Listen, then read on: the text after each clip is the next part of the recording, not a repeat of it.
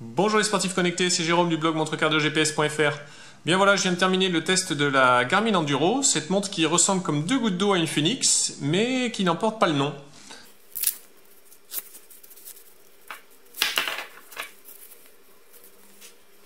Alors cette montre, si on doit la placer dans la gamme des Phoenix, ce serait une Phoenix C6, pas Pro, Solar. Avec simplement la particularité qu'elle a une plus grosse batterie et donc plus d'autonomie. Ce qui est nouveau, c'est donc une autonomie qui peut aller jusqu'à 80 heures d'enregistrement GPS avec la meilleure précision GPS. Pas de cartographie et pas de musique, c'est la concession qu'il faut faire pour économiser cette autonomie.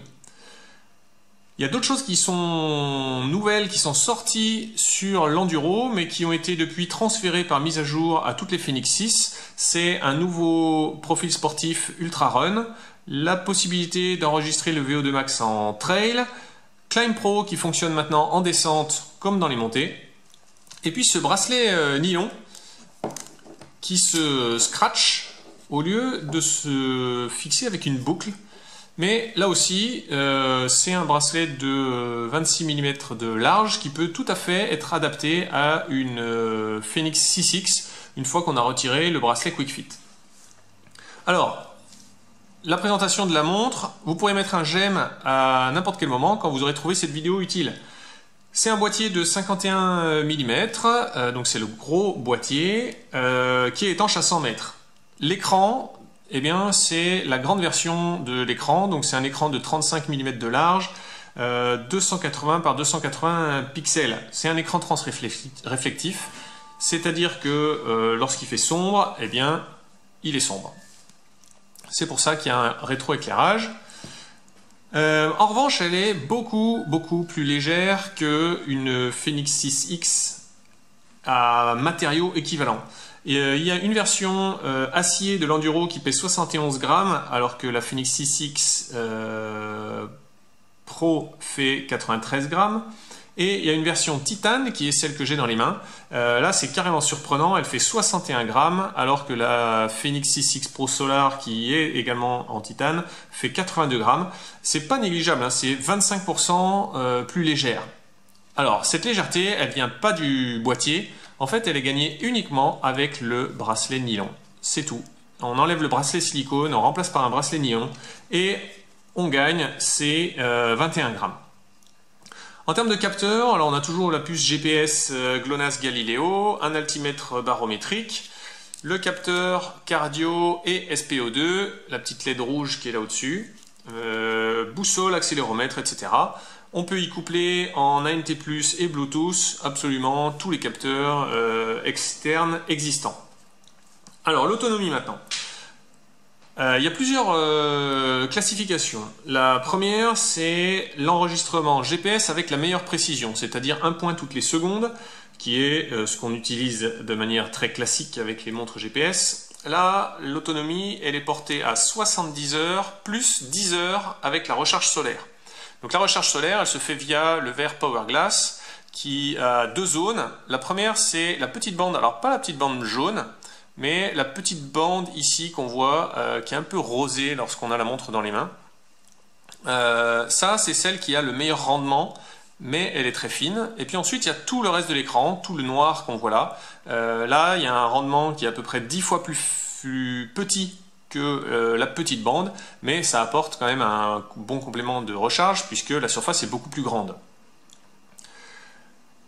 Ensuite, si on dégrade les réglages et notamment dégrader l'autonomie, dégrader la précision GPS, on peut le faire via le gestionnaire de batterie. Voilà. On peut ici donc faire plusieurs modes d'alimentation qu'on pourra ensuite affecter au profil sportif qu'on veut. Et donc on a un mode ici avec l'optimisation de la batterie. Donc on passe en mode GPS Ultra Track, on coupe le capteur cardio et on coupe la connexion Bluetooth, ce qui empêchera aussi de connecter une ceinture cardio. Et bien là, on va passer à 200 heures sur la batterie, plus 100 heures additionnel grâce à la recharge solaire. Et puis en mode montre connectée, là, alors il y a un gros bond qui a été fait. Là, on parle de 50 jours en utilisation normale et 15 jours de plus, donc 61 jours avec la recharge solaire. Ça, c'est sans séance de sport. Dès lors qu'on fera des séances de sport, on va faire descendre ça. Mais moi, globalement, j'ai réussi à faire un mois de test sur une seule recharge. Donc c'est vraiment ce qui distingue l'enduro de toutes les Fenix et même de toutes les autres montres sur le marché, c'est cette autonomie record. Alors si vous êtes intéressé par l'achat d'une enduro, je vous mettrai dans la description un lien qui vous transférera sur la boutique Iron, qui est le partenaire avec qui je travaille, et qui me reversera une commission au passage. Maintenant, en termes de capacité sportive, on retrouve tous les profils classiques, y compris les profils multisports, donc c'est tout à fait une montre de triathlon. On peut programmer tout type d'entraînement complexe, tout comme on peut profiter de la suggestion d'entraînement quotidien,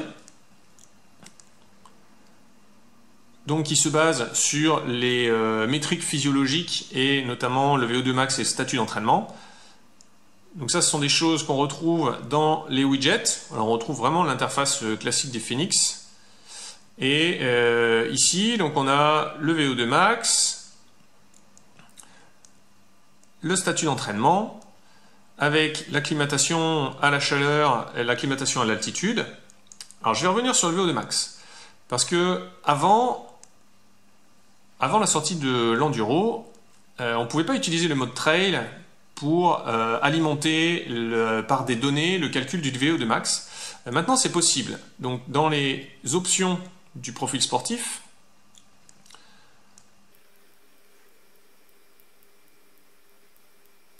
on a là enregistré le VO2 max. Donc, c'est quelque chose qu'on peut activer ou désactiver parce que dès lors que vous courez avec un sac à dos, par exemple, vous allez dégrader vos performances sportives. Donc, c'est pas forcément une bonne idée d'utiliser ce genre de sortie pour alimenter le VO2 max. Mais maintenant, vous pouvez tout à fait utiliser le VO2 max en trail.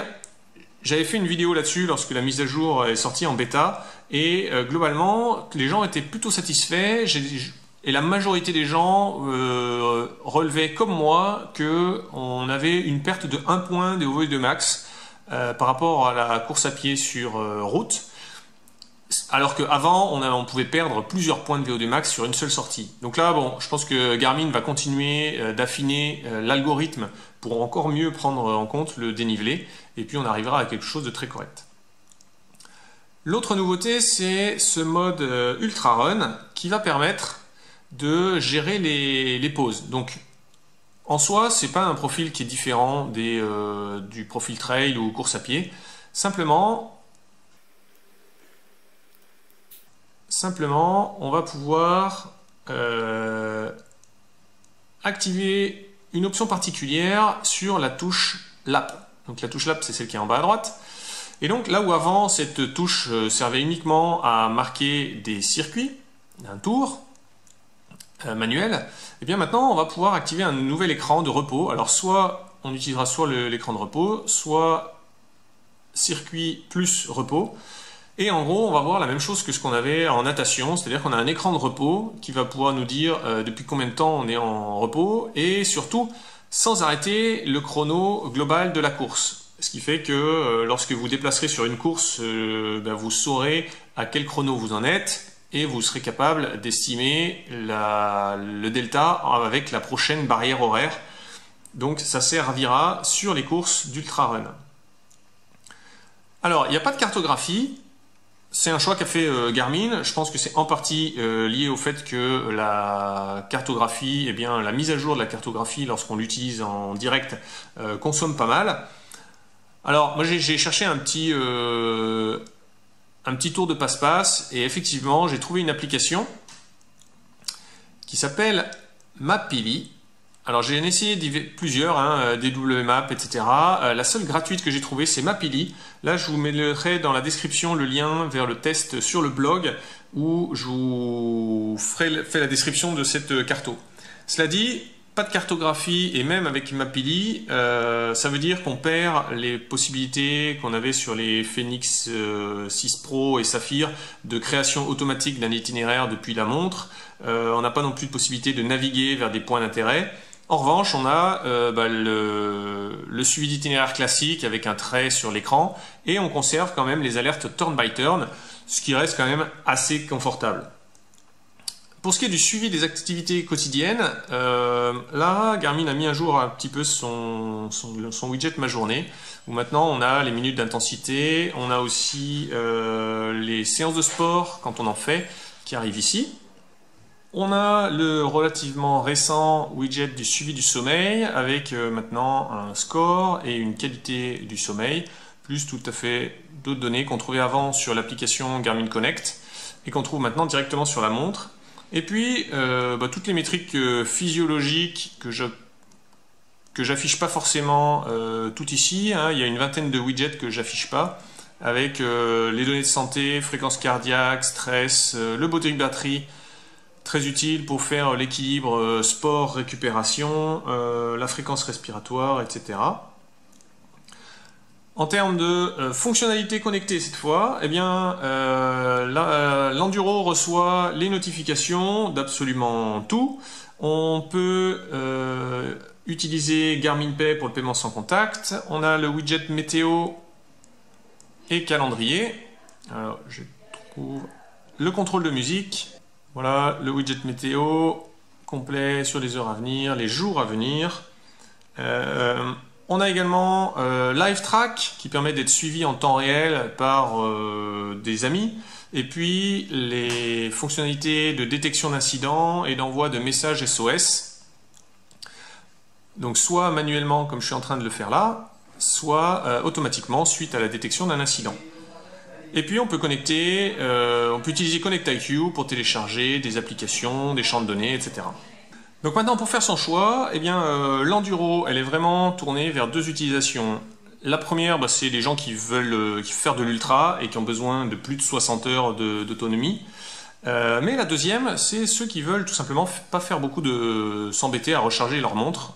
Concrètement, si vous courez 10 km tous les 2 jours, eh bien, vous rechargerez votre montre 10-12 fois dans l'année, une fois par mois. C'est quand même assez exceptionnel. Et puis, ce qui peut vous faire ne pas choisir l'Enduro et vous tourner plutôt vers les Fenix 6, c'est l'absence de cartographie et le prix. Parce que finalement, pour le même prix, on a soit le boost d'autonomie de l'Enduro, soit la cartographie d'une Fenix 6X Pro Solar. Et là, vous retrouverez sur le blog les tests de ces différentes Fenix, et puis une petite infographie qui vous permet de retrouver et de comprendre comment est structurée la gamme des Fenix 6 pour choisir le bon modèle.